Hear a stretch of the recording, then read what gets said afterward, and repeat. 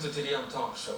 Macau is home to some 180,000 imported workers, and Filipinos make up the largest non-Chinese migrant workers group. The community has been growing steadily, standing now at more than 23,000. Several associations have been established to support the community and speak up for their rights. Greens Macau is one of the most active groups. Our guest is the association's Secretary General, Nelly Palcon.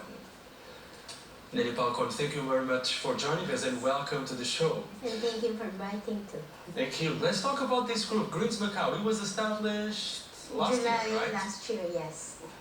Why did you decide to launch this, and what is this all about? It came when we were bystanding in a park, and a friend saw some fellow Filipinos, and they were drinking in the park, and later this left the rubbish behind, and then this is so bad, and then this is something that ruined the reputation of many Filipinos here. So that's why we decided that we make the organization, and as well as because since this organization is connected in the Philippines, so we talk with them on how to organizing this kind of organization. So there is a mother organization, yes, Greens, this kind of group pushing for environmental awareness in the Philippines. Yes, it's Greens PH, or in Philippines. So the issue of green awareness, environmental awareness, has it making some inroads? Have you been getting some positive feedback from the community? Actually, Greens PH is our mother organization, and is affiliated with APGF, Asia Pacific Greens Federation, based in Australia, and is already established since May 2000, and with already 11 countries already in that Greens Federation. What about your membership and the kind of support that you've been getting among the community? Among the community, so since Greens PH is connected with the Asia Pacific Federation, we have aside from environmentalism, and we have the 4 core groups: the social justice, grassroots democracy, and what do you call that? Ecological sustainability, and peace and non-violence. And since it is a party, so all the organization connected to this federation is sometimes have to coordinate with the main party.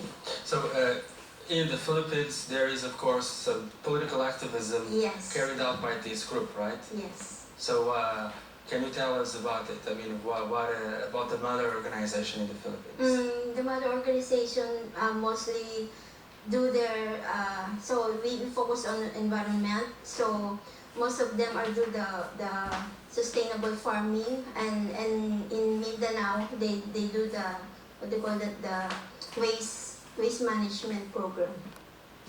And now talking about the activities that you've been holding, can you highlight a couple of main achievements? Okay. So far we have only those 2 series of cleanup drive. First is in the Koloan, in the Ama Temple, and then the last is the cleanup drive in San Malo, in Senado Square, going to the St. Paul's ruins. And aside from that, from cleaning the environment, we also do the because we also focus in social justice, or the migrants' rights here in Macau, especially the one with problem with their employers. So most of them we help. So and I would like precisely to move on to this topic. Main challenges faced by the local community of overseas Filipino workers.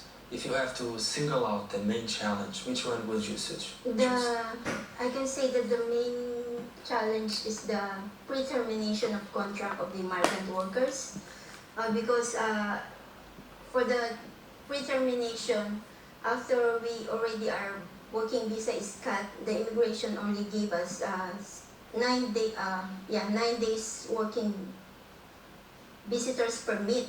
So that 9 days or 10 days sometimes is not enough for us to find another employment. So that is the hardest thing. So you would like to see changes to the imported Of labor law. course. There has been some talk about potential amendments. So in addition to this, would you like to see an adjustment to the 6-month ban, for instance, which is one of the Yes. controversial issues?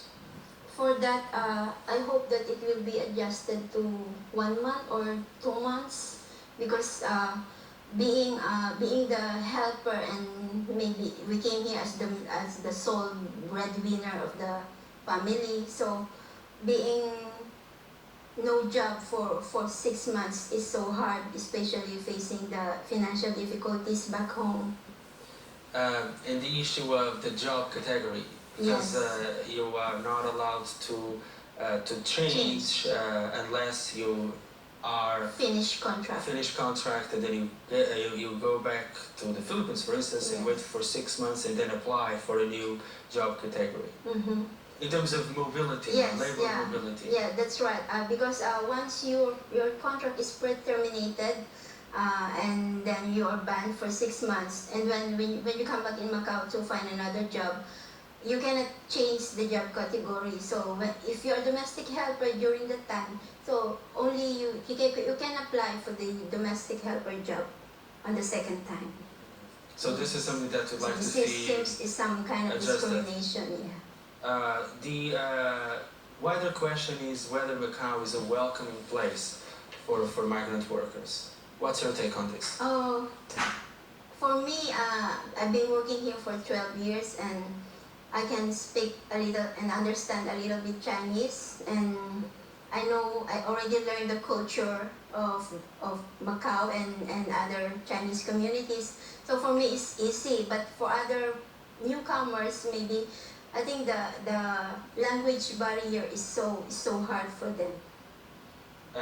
Language, Yes. culture, your views on labor laws related to imported workers. Yes.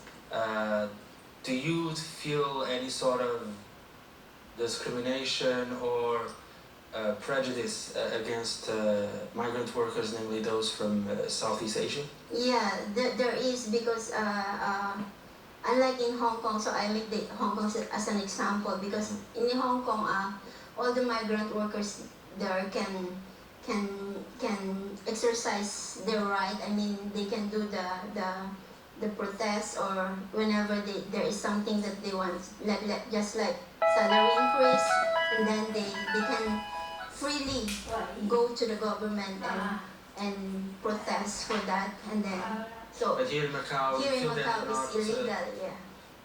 But have you been submitting requests to do that? Oh, for now, no, because I think if we do that, we need some permit. Yeah, we need to acquire some permit to do that. This leads me, and now that we're talking specifically about domestic helpers, to the issue of salaries of domestic helpers. We don't have, like in Hong Kong, statutory standardized minimum salary for domestic helpers. However, there is what one can say a de facto minimum wage, because no contract can be signed below a certain level, which is, I believe, 2,500 plus 500 as a accommodation allowance. Yes, that's right. Yeah. So what can you tell us about this? So as Macau don't have the standard salary or the minimum allowable wage, so I think I could request that the Macau government should review that, because as of now, until now, still have many domestic helpers only have that salary, 2,500 plus the 500 for the housing allowance. Since the housing allowance of 500 is really not enough, it's so meager amount for the helper to stay in a decent home for her to relax during her free time. So, what would you suggest as something that could be reasonable? Oh, An amount that would be doable and reasonable. Okay, because for the housing allowance, I heard most of my friends they paid 1,000 a month for the housing, but that is just for bed space, excluding the utility bills, the water bill and the electric bills. So 1,000 is, I think it should be At least 1,000 yes, the housing allowance. the housing allowance. How about what one can say the basic salary or? And for the basic salary, I think 2.5 is too slow already compared to the high standard of living nowadays, and for the expensive things that even the utility bills, because so everyone have to have the mobile phone, so you need to pay the monthly bill every month. So 2,500 and sending back some amount in the Philippines for the family is not enough actually. So if you were to suggest an amount, I mean something that you believe could be doable, what would you suggest? I think at least 4,000 or 4,000, yes, 4,000 plus the housing allowance. So the issue of accommodation is a big challenge as well. Yes. And you've been in town for 12 years. Yes. So you've witnessed this dramatic transformation in Macau, and the cost of living has skyrocketed. How do you see this playing out in the future? So I think 2,000 is not enough. So for stay here for 10 years, if my salary is until now is 2,400, I think I wouldn't be surviving from now. So how are these people surviving? It's basically, some would say, nearly impossible to make ends meet with such a bigger amount of money. I mean, that's why some helpers try to do extra job, or some they do some business, something like that. So everything had to be considered in order to make the money enough for her and for the family back home. And what do you make of the role played by the Philippines consulate? Do you feel that there's enough support?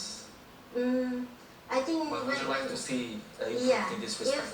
If there's some problem related with the labor problem with the domestic helpers. I think we coordinated with the Philippine consulate, and it is well coordinated, but the problem sometimes is they are too slow in making the action. And of course, another big problem regards job scams and employment agencies and fees charged by these agencies. Is it worsening? Do you see any way to solve this problem? This illegal recruitment is so worse nowadays, because our group, the Greens Macau, we handle a lot of cases about this. The worst problem that we handle nowadays is the one Filipino or two Filipino connected, and then they get 20,000 to 25,000 pataka only for the signing of the contract, and then without a job. So they just give you to sign the contract, and then you pay them the money, and then they will process it in the immigration. And then while the processing is in the immigration, they will suddenly cut the visa. So it left the person hanging, and with paying them a lot of money, and it's so hard for them.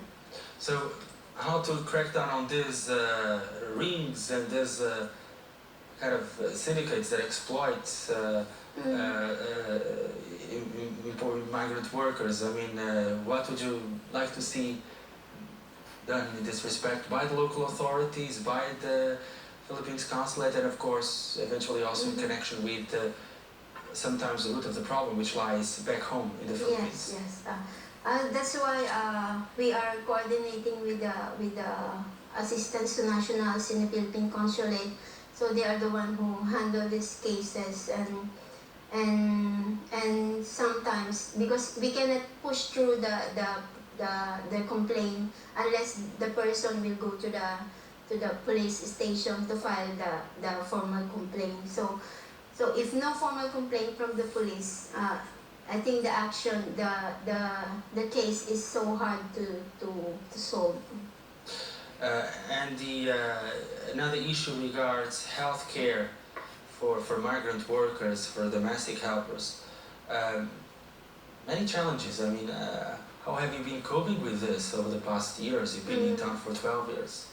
For me, there's no problem with my health care benefits because my boss give me the proper things that I need whenever I'm sick. But that's not always the case. Yes, but the problem is with other migrant workers that wherein even they see the doctor and then they show the receipt to the boss, the employer never give them back the amount that it should be given to them.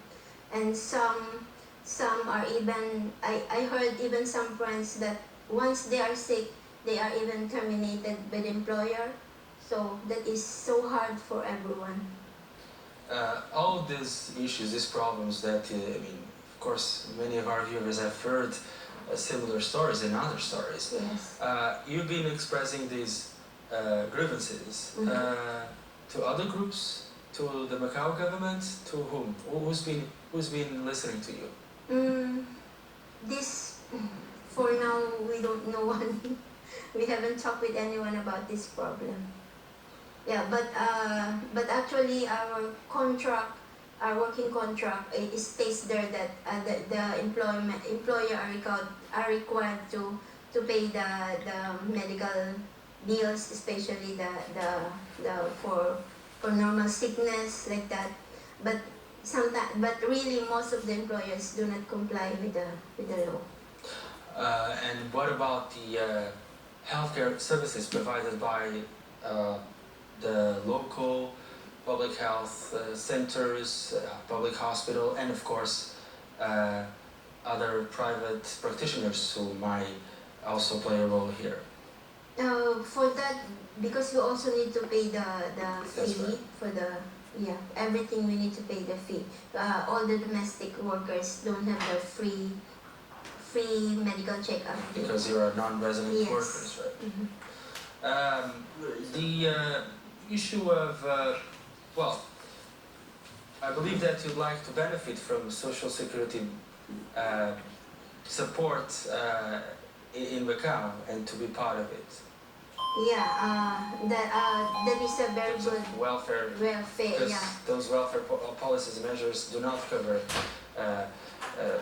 imported workers. Yes, and especially for those who work for long years with employers, because we do not have the long service pay, unlike in Hong Kong that for 4 years they receive the long service pay already once they left the employer. So for Hong Kong, we don't have that long service pay, and since just like me, I'm working already 12 years, so I'm still worried of my future, of what will happen to me, because there's no social services or no social security system for me in Macau.